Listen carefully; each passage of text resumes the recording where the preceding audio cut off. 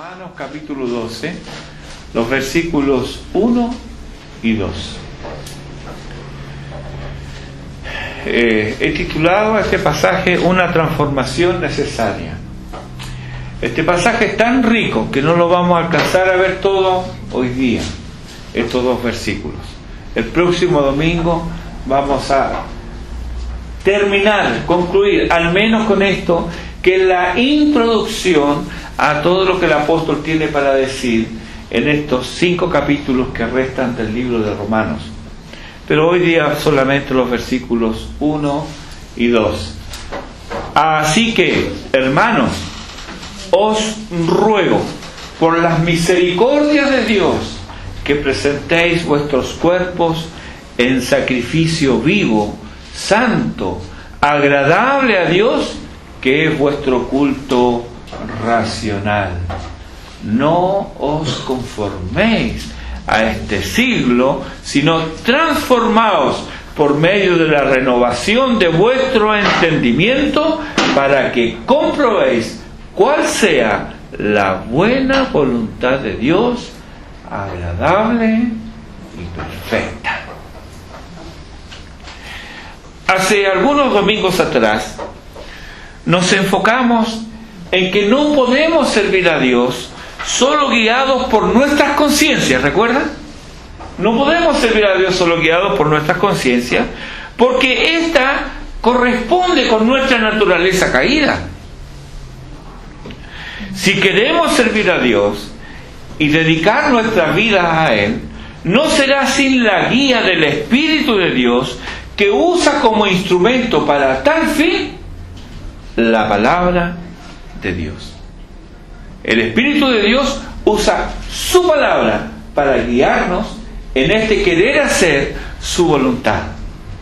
Si nosotros nos despreocupamos de la palabra, vamos igual a querer hacer la voluntad de Dios, pero muchas veces vamos a hacer lo que no debemos hacer. Vamos a adorar a Dios de una manera incorrecta, de una manera que se nos ocurrió, pero no está normada por Él. Y eso, hermanos, es como le pasó a la mujer samaritana, que el Señor tuvo que decirle: ustedes adoran lo que no saben. Mucho en la cristiandad de hoy día es solo eso. Mucha alabanza de hoy día es una alabanza al yo, es una alabanza al Dios que no ha sido revelado en las Escrituras. Es un Dios domesticado, es un Dios al cual se le sirve por conveniencia. No, ese no es el Dios revelado en las Escrituras. Entonces, debemos ser guiados por la palabra de Dios. Servir a Dios dice relación con la conducta. Y esta no tiene tanto que ver con lo que hacemos, sino con lo que somos. Un ejemplo, un simio. Un simio podrá utilizar herramientas rudimentarias. Estuve viendo en un zoológico a un orangután. Un orangután. Y realmente son animales inteligentes. Y usan cosas. Son curiosos. Pero son animales. No porque ellos aprendan a usar herramientas, son hombres. Nunca lo van a hacer. Son simios. Usan herramientas, pero eso no los convierte en hombres. Así también, hermanos, no podemos pedirle a un impío que tenga una conducta cristiana, aunque algunos cristianos tengan conductas impías. No podemos hacer eso. Así que este ruego que nosotros tenemos aquí, en Romanos capítulo 12, se dirige primero y principalmente a los cristianos, a los creyentes. Nota que dice el texto específicamente: hermanos. Así que, hermanos. Pero, ¿por qué es este ruego? Bueno, esto es porque hay un vínculo indisoluble.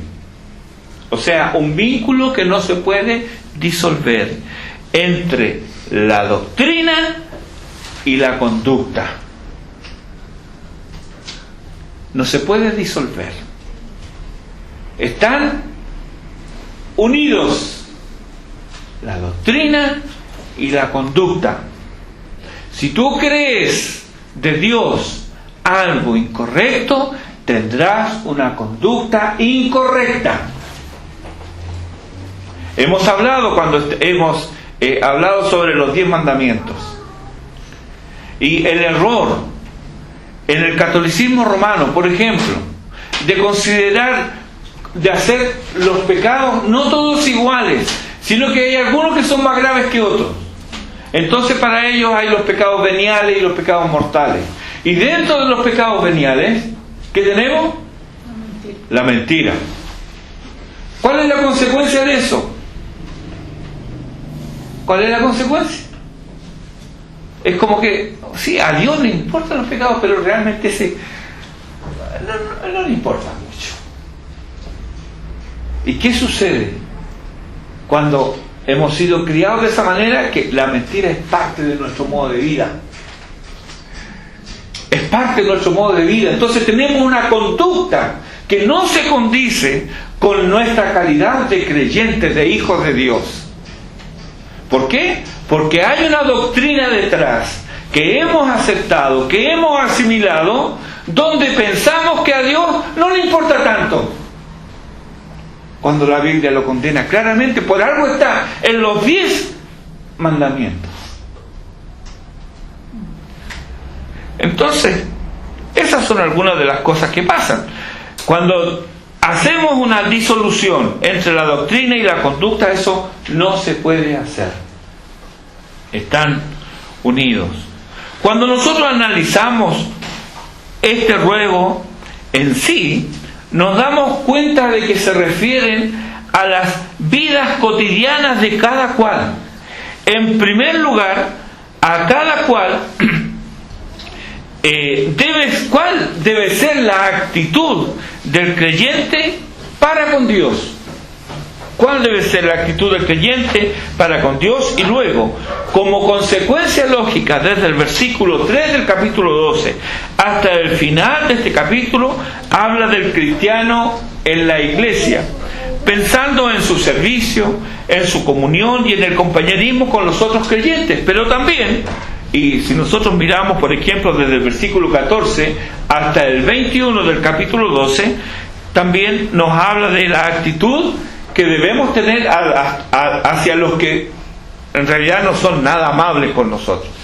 Porque el que nos persigue, el que nos ultraja, ese no es amable. Sin embargo, hay una actitud que nosotros debemos tener para con estas personas. Ya en el capítulo 13 nos dice cuál debe ser la actitud del creyente en relación con el mundo, con las autoridades y con el Estado. Luego en el capítulo 14 el apóstol vuelve a retomar la iglesia hasta que llega a la doxología final en el capítulo 16, sobre todo los versículos 25 al 27. Toda esta amplia sección práctica tiene como introducción general estos versículos 1 y 2. Así que, hermanos, debe leerse como la conclusión lógica de toda la enseñanza preliminar, lo que está antes del capítulo 12. Lo que está en los 11 capítulos anteriores de Romanos es lo que le da sustento a este ruego del apóstol, para que se desarrolle todo lo demás de los otros 5 capítulos que se refieren a la conducta cristiana. Se les ha enseñado aquí en Romanos acerca del pecado. Los primeros capítulos están todos bajo condenación. Todos pecaron y están bajo condenación. se les ha enseñado acerca de la caída, acerca de la condición de muertos y separados de la presencia de Dios, pero también de los efectos inmediatos en la vida del creyente, de la justificación y del proceso de santificación en esta nueva vida en Cristo. Todo eso se nos ha enseñado en Romanos antes. Por esto el ruego es por las misericordias de Dios. Este es el móvil principal del ruego. Por las misericordias de Dios. Las razones de nuestras acciones son mucho más importantes que lo que hacemos en consecuencia. Las razones de lo que hacemos es más importante de lo que hacemos. Seguimos hablando de esto mismo. Por ejemplo, Efesios capítulo 5 versículo 8 nos dice: porque en otro tiempo erais tinieblas, mas ahora sois luz en el Señor. Esto es misericordia de Dios. Lo hemos cantado hoy día. Al reflexionar en la misericordia de Dios, obviamente que hay gratitud en nuestros corazones, porque entendemos, llegamos a comprender que lo que somos solamente es gracia, es misericordia de Dios. Si dejamos nosotros de lado la doctrina, si la oscurecemos, vamos a vivir en tinieblas, vamos a vivir dándonos cabezazos. La doctrina es la base de las exhortaciones cristianas. Romanos del capítulo 1 versículo 1 hasta el capítulo 11 versículo 36 tiene enseñanza pura. Ahí usted va a encontrar el Evangelio, doctrina. Eso es lo que le da sustento a este ruego ahora. En la doctrina es donde nosotros encontramos los motivos para que meditemos. Por ejemplo, veamos 1 de Juan capítulo 3, los versículos 2 y 3.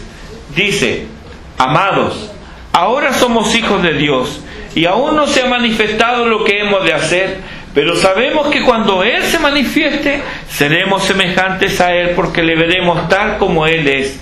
Y todo aquel que tiene esta esperanza en Él se purifica a sí mismo, así como Él es puro. ¿Qué doctrina encontramos aquí? Aquí encontramos la doctrina sobre la segunda venida, por supuesto. ¿Sí, verdad? Porque el apóstol le está diciendo: cuando Él se manifieste, seremos nosotros semejantes a Él. La doctrina de la segunda venida. Pero también sobre la santidad de Cristo, porque dice: así como Él es puro.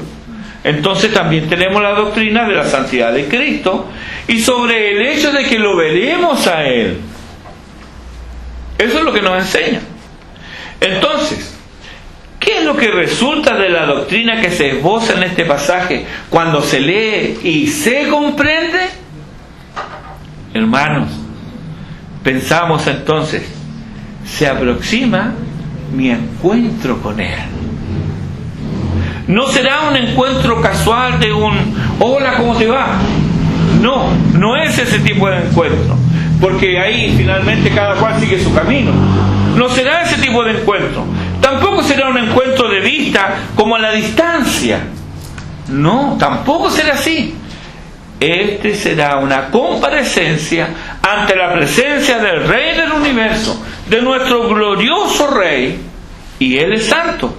¿Cómo entonces no he de purificarme? ¿Se da cuenta? ¿Cómo la doctrina nos lleva a una práctica correcta? ¿Cómo seguiré viviendo de una manera mundana? ¿Cómo podré estar frente a sus ojos, que todo lo escudriña y que todo lo sabe? Entonces, cuando comprendemos la doctrina, ahí tenemos la motivación pura para querer hacer lo que a Dios le agrada. Así entonces, motivados por la doctrina, tenemos motivos para vivir bien, para vivir de acuerdo a nuestra condición de hijos de nuestro glorioso Rey Celestial. Veamos otro pasaje, Efesios 5:8, dice: porque en otro tiempo erais tinieblas, mas ahora sois luz en el Señor, andad como hijos de luz. ¿Cuál es la exhortación aquí? Andad como hijos de luz. ¿Por qué debe ser así? Sencillo, porque dice: ahora sois luz en el Señor. Antes no solo andabais en tinieblas, ustedes mismos eran tinieblas. ¿Se da cuenta de lo que significa esto? No es que solamente andábamos en tinieblas, nosotros mismos éramos tinieblas. Pero ahora ya no, ahora sois luz en el Señor. Aquí se nos señala la doctrina de nuestra santidad legal y posicional en Cristo, y debemos vivir de acuerdo a ella. Pero, ¿qué pasa si no lo hacemos? Bueno, este será un acto de ingratitud, de hijos que deshonran a su Padre Celestial, que lo hieren despreciando su amor y que manchan, mancillan, profanan el nombre glorioso de Cristo, del Evangelio y de la iglesia que Él compró a precio de su propia sangre. Hay muchos ejemplos más. Y las epístolas están llenas de ellos. Por ejemplo, mira Colosenses, los capítulos 3 y 4. ¿Cuántas exhortaciones hay? Pero estas no penden del vacío. Estas exhortaciones están basadas en la doctrina. Aquí aparece la doctrina de nuestra unión con Cristo, la doctrina de nuestra glorificación, la doctrina de nuestra elección. Así que repetimos una vez más, sin doctrina es inútil exhortar, y las exhortaciones solo surten efecto en la vida de los creyentes. Por eso que el apóstol comienza aquí, así que hermanos, quienes no son creyentes no experimentan ningún efecto en estas exhortaciones, porque no han experimentado un cambio radical en sus vidas. Aún están en oscuridad, son hijos de Satanás y están bajo la servidumbre del pecado en sus naturalezas adámicas. No están en Cristo, no han nacido de nuevo. Y al ser así, no es en vano pedirle peras al olmo. En cambio, las exhortaciones de estos 5 capítulos que siguen a nuestro texto son dirigidas a creyentes, a hermanos en la fe. Así que, hermanos, son las palabras que nos muestran el vínculo entre la doctrina y la conducta cristiana, y también son la introducción a la santificación, porque eso es la conducta cristiana, una vida santa. No es que te vistas de tal o cual manera, aunque tiene algo que ver con eso. ¿Se entiende? No. La vida cristiana es una vida santa. El apóstol aquí podría ordenar. Él tiene autoridad apostólica para hacerlo, pero no lo hace. Él más bien ruega. ¿Y en qué basa sus ruegos? Como él lo dice, en las misericordias de Dios. Esta sí que es una motivación válida. Hemos hablado de esto y hemos cantado de esto hoy día. El amor de Dios, la gracia de Dios, la misericordia de Dios. Estos son motivos válidos. Lo que nos motiva a hacer algo es mucho más importante a los ojos de Dios que lo que hacemos. Dice que presentéis vuestros cuerpos en sacrificio vivo, santo, agradable a Dios, que es vuestro culto racional. Esto se nos pide hacer, pero basados en un motivo noble y puro de gratitud al Señor. Dios ha tenido misericordia de nosotros, y pensando en esto es como deberíamos responder a tanta misericordia.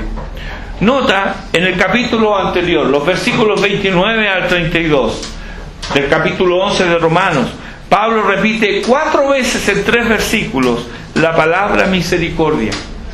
Eso es como el compendio de los 11 capítulos. Misericordia. Dios no le debía nada al hombre, pero todo lo que Él ha hecho, todo lo que Él ha planeado, redunda en bien para el hombre, pero por misericordia. Ha recibido solo gracia. Fuimos objeto de la misericordia de Dios. Pensar en esto le hacen al apóstol exclamar en el versículo 33 del capítulo 11: oh profundidad de la riqueza, de la sabiduría y de la ciencia de Dios. Cuán insondables son sus juicios e inescrutables sus caminos. A la luz de todo lo explicado en los capítulos anteriores, el resultado de recibir gracia y misericordia de Dios, ¿cómo deberíamos vivir? ¿Qué tipo de vida deberíamos vivir? Los creyentes actuamos por motivos correctos, por buenos motivos que dan gloria a Dios. Porque hay motivos incorrectos, hay motivos egoístas, motivos manchados en mucha acción que el mundo ve con buenos ojos. Por ejemplo, ¿cuántas acciones amables provienen del deseo de caer bien, del deseo de ser estimados? ¿Cuántas buenas acciones están motivadas solo por el temor a las consecuencias? Es Dios quien ve los corazones y Él pagará a cada uno conforme a su obra. Pero tal como el árbol malo no puede dar buen fruto, así también son las acciones que proceden de motivaciones impías. No pueden agradar a Dios, aunque se vean bien. El por qué estamos haciendo lo que estamos haciendo es mucho más importante para el Señor que la acción en sí. Mira, por ejemplo, en el libro de Mateo, en el capítulo 6, versículo 2, Jesús le habla a los suyos y le dice: cuando pues des limosna, no hagas tocar trompeta delante de ti, como hacen los hipócritas en las sinagogas y en las calles,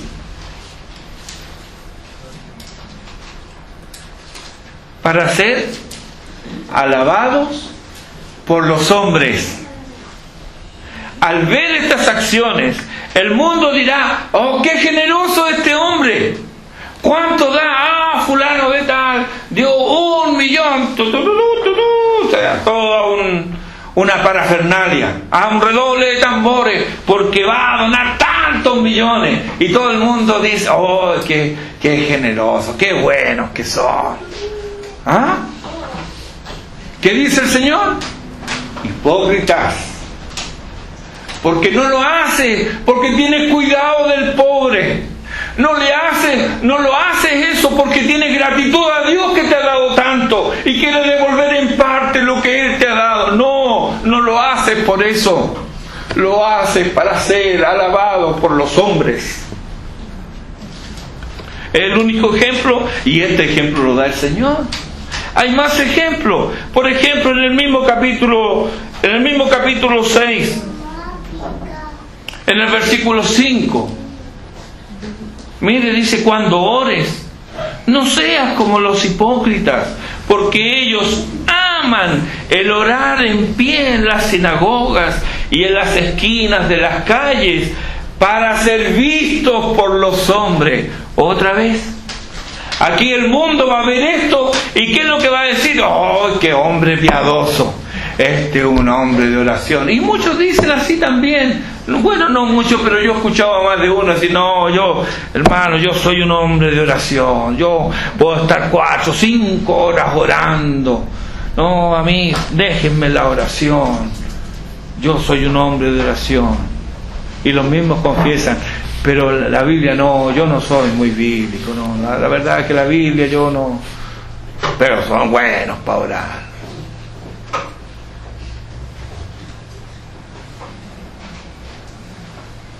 Hay muchos samaritanos hoy día que pasan por cristianos. Adoran lo que no saben.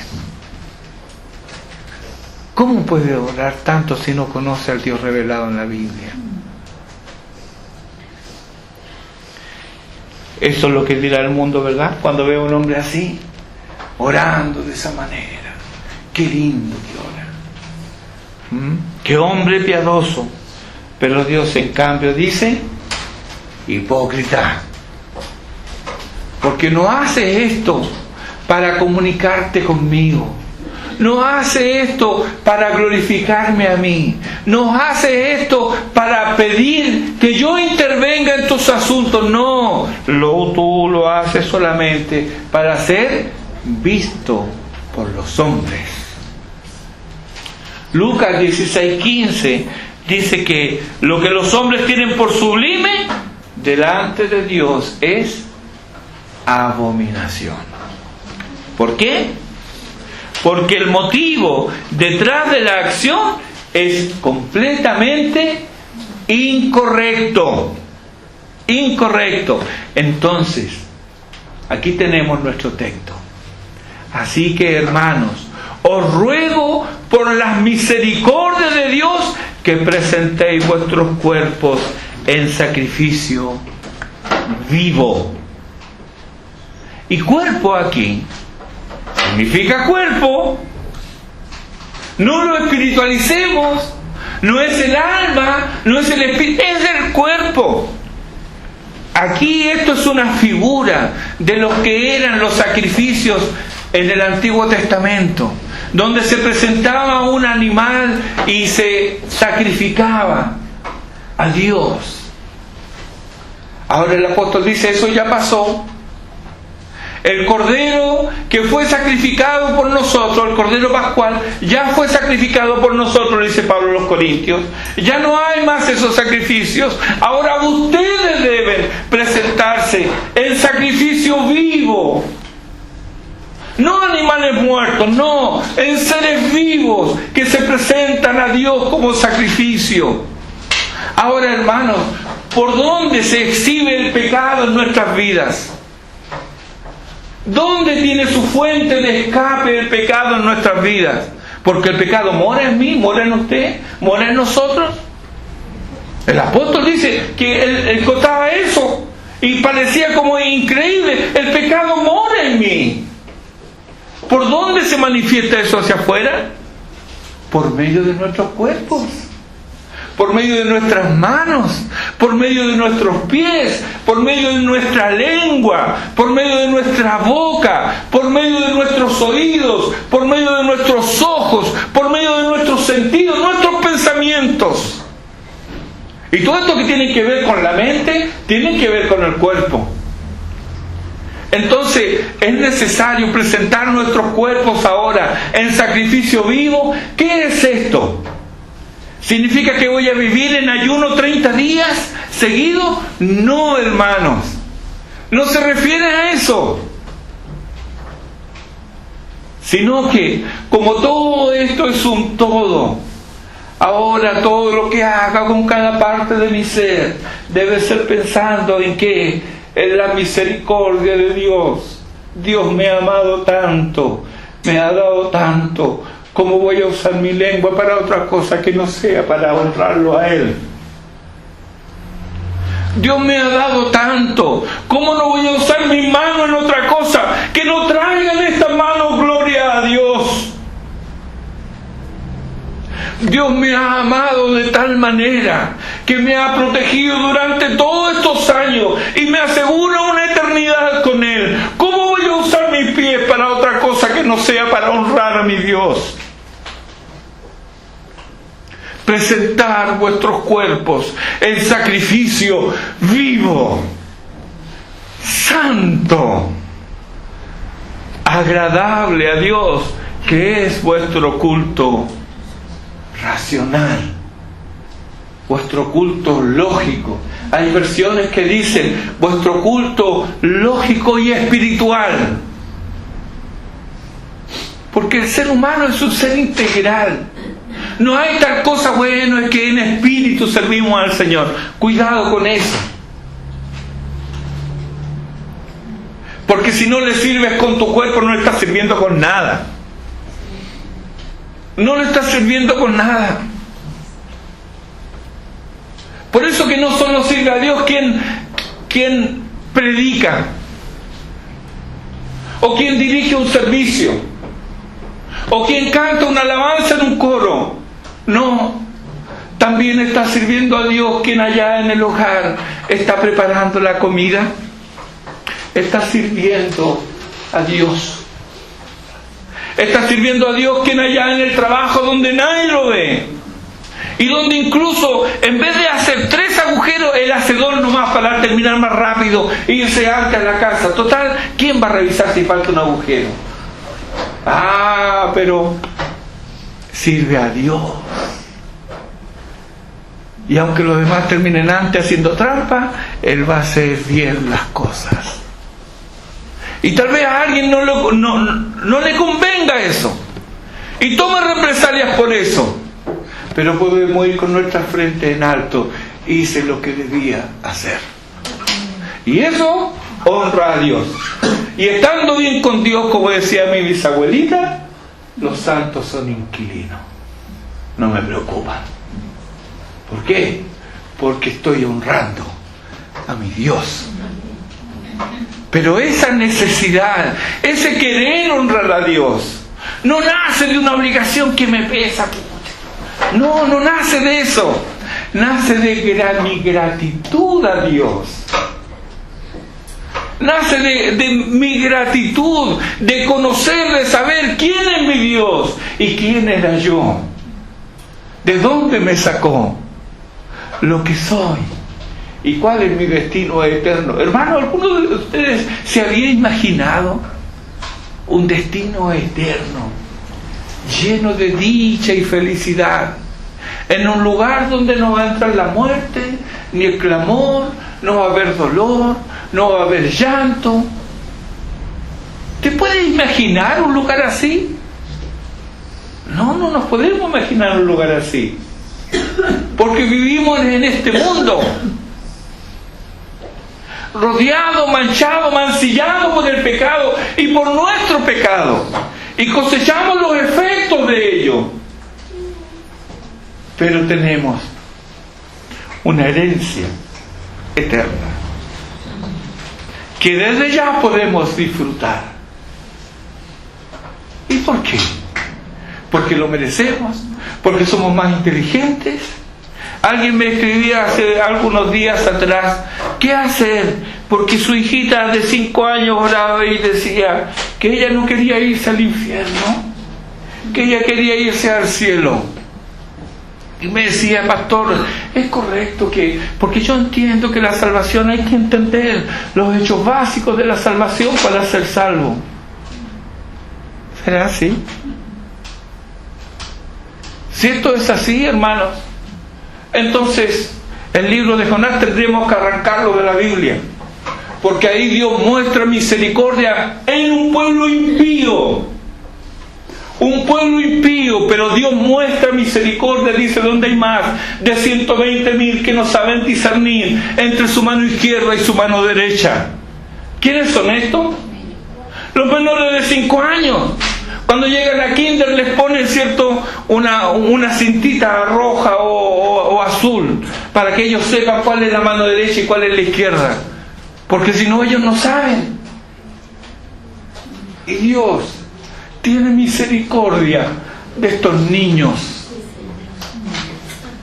que no eran hijos de creyentes, no, eran hijos de gente mala, de gente impía, de los ninivitas, que se dice de ellos en la Biblia que en el terror que ellos generaban en los pueblos vecinos cuando ellos atacaban, dice que ellos abrían a las mujeres encintas.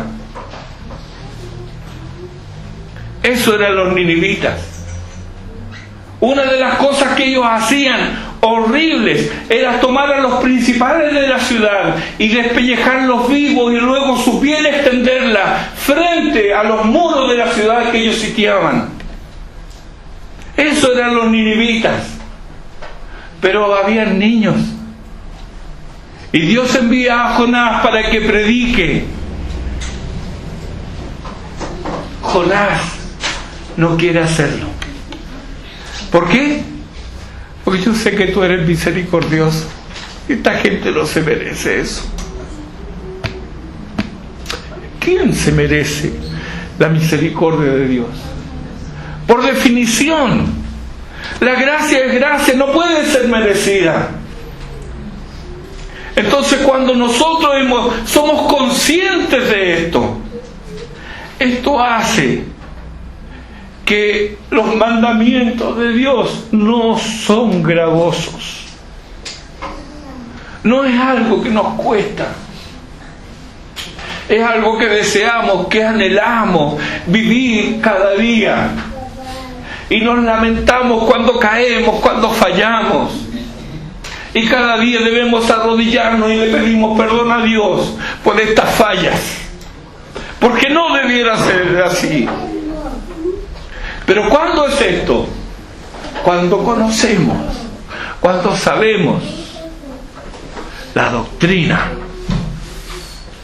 Si nosotros ignoramos la doctrina, vamos por la vida como si nada. Como si nada. Como me dijo una vez una señora, no, mire, a mí mi Dios no me condena. Ella probablemente tenga razón, su Dios no le condenaba por lo que ella estaba haciendo, pero el Dios revelado en las Escrituras, ese sí le condena. Ese sí le condena. Entonces la doctrina, hermanos, es el fundamento para nuestra conducta. Para nuestra conducta. Miren, presentéis vuestros cuerpos en sacrificio vivo, santo, agradable a Dios, que es vuestro culto racional. Como dije antes, algunos han traducido aquí un culto lógico y espiritual. Es lo que hacemos. Es lo que hacemos. Aquí venimos a reunirnos para rendirle un culto comunitario a Dios, como congregación. Pero eso no significa que cuando termina el sermón y se canta el último himno y se dice la oración, terminó el culto. No. Vivimos en la presencia de Dios. Y con nuestras vidas glorificamos a Dios cada momento de nuestra vida. ¿Por qué? Porque cada momento que tenemos, Dios lo ha dado. Dios lo ha dado. Entonces nuestro culto es un culto racional. Gracias. Mire el versículo 2. No os conforméis a este siglo. Con mucha tristeza observé en esta oportunidad en Washington muchas banderas gay, muchas. Inclusive vi algunas. Usted conoce la bandera de Estados Unidos, que tiene, cierto, la bandera de las barras y las estrellas. Tiene las estrellas y las barras, que son azules y rojas. En esta oportunidad tenían los colores de la bandera gay. Lamentable. En la capital. Pero más terrible todavía fue pasar por afuera de una iglesia y encontrarme la misma bandera y con una leyenda: aquí son todos bienvenidos, porque todos somos hijos de Dios y podemos disfrutar del amor de Dios. Ven tal como estás.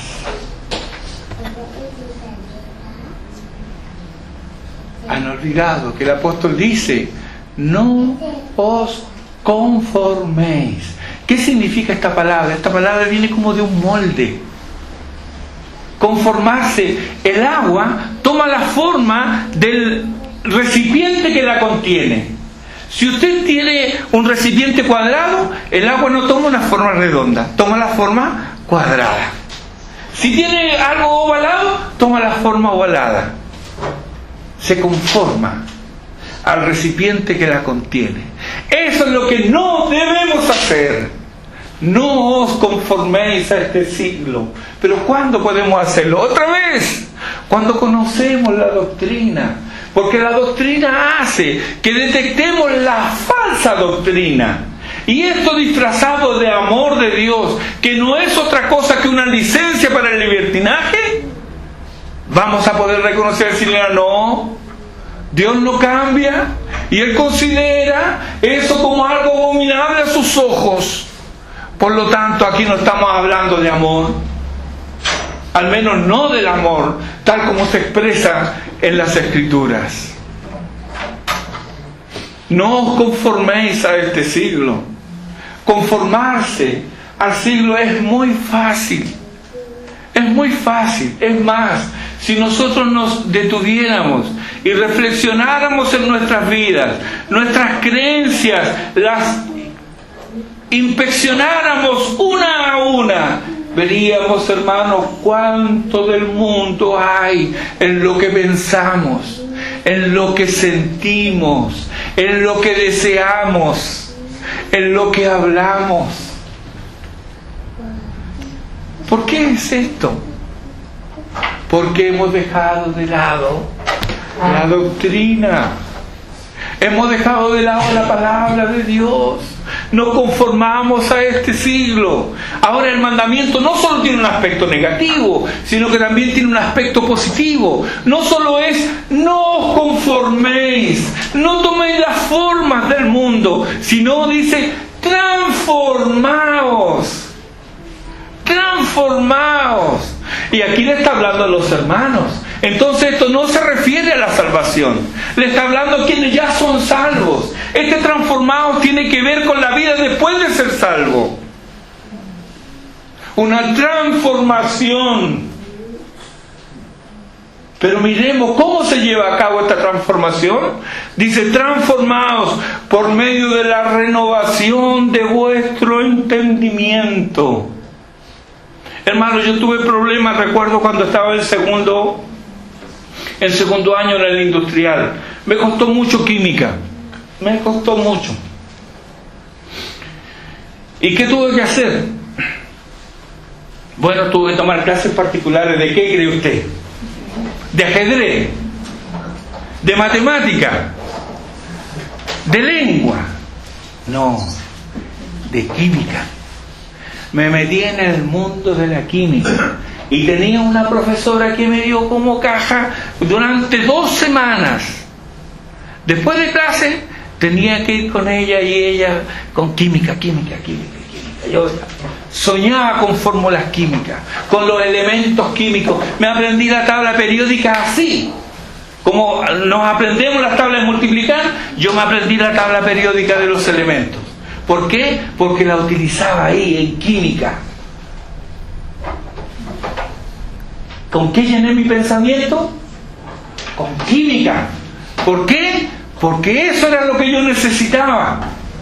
Y de tal manera fue que inclusive yo mismo preparé a algunos compañeros míos que durante todo el año no entendían.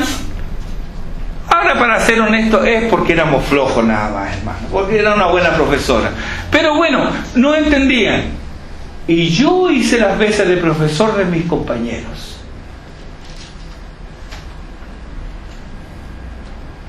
Y ellos salvaron la materia, dieron un buen examen y salvaron la materia. ¿Por qué? Porque nos llenamos de química. Fueron transformados. Tomamos esto como un desafío personal. Ahora en las Escrituras nos dice transformados por medio de la renovación de vuestro entendimiento. ¿Cómo se renueva nuestro entendimiento? ¿Cómo se puede renovar nuestra manera de pensar? ¿Con qué cree usted? ¿Leyendo el diario? No digo que no se lea el diario, pero las Escrituras, cuando las Escrituras están y permean nuestro ser, entonces ahí somos transformados. No nos damos cuenta, pero de repente alguien nos va a decir: no me gusta hablar mucho con usted porque usted es muy bíblico para las cosas, como que fuera un defecto este. No. Y claro, podía decirlo a alguien que por supuesto no era ningún erudito en las Escrituras. Entonces, no es como para que me crea mucho, porque alguien ignorante me está diciendo eso. Porque yo sí conozco gente que conoce las Escrituras, pero puedo dar testimonio de que la palabra de Dios es la que transforma los corazones.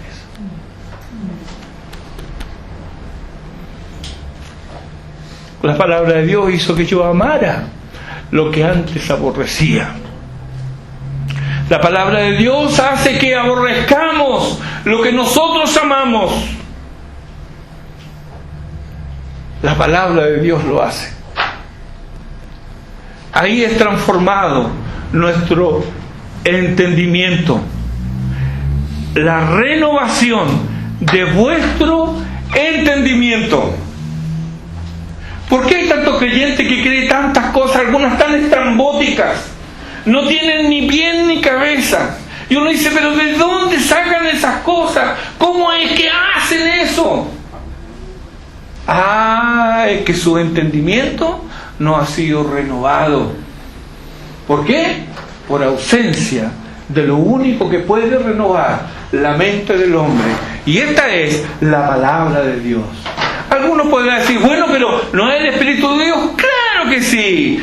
Es el Espíritu de Dios. Pero el Espíritu de Dios trabaja codo a codo con la palabra de Dios. El Espíritu de Dios lo va a guiar por la palabra de Dios, no aparte de la palabra de Dios.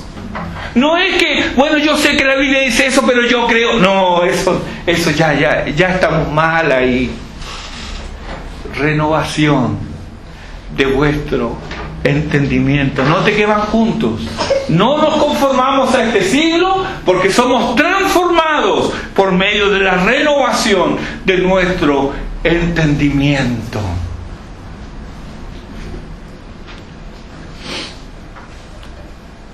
Esto es lo que nos falta hoy día. Esta es la transformación que brilla por su ausencia en el mundo cristiano. Esta es la transformación que se echa en falta en nuestro país, tan plagado de sinvergüenzas.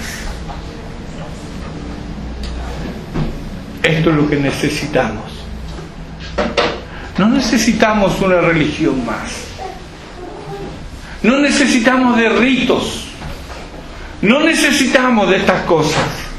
Necesitamos la palabra de Dios. Ella es la que nos puede renovar para ser transformados, para no conformarnos a este mundo. Gracias le damos al Señor por su palabra. Y pensar que la tenemos en nuestro idioma. Cuando nosotros estudiamos, inquirimos un poquito en la historia y vemos los sufrimientos que pasaron los hombres para que nosotros hoy pudiéramos leer en nuestro idioma la palabra de Dios, hermanos, debemos estar muy agradecidos. ¿Y qué si no lo aprovechamos? En el libro de Oseas encontramos la queja del Señor.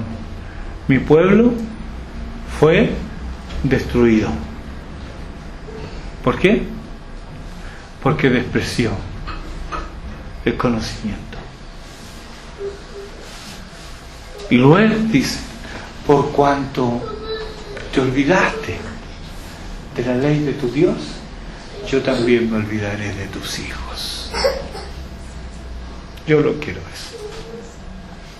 No quiero eso ni para mí, ni quiero eso para mi nación.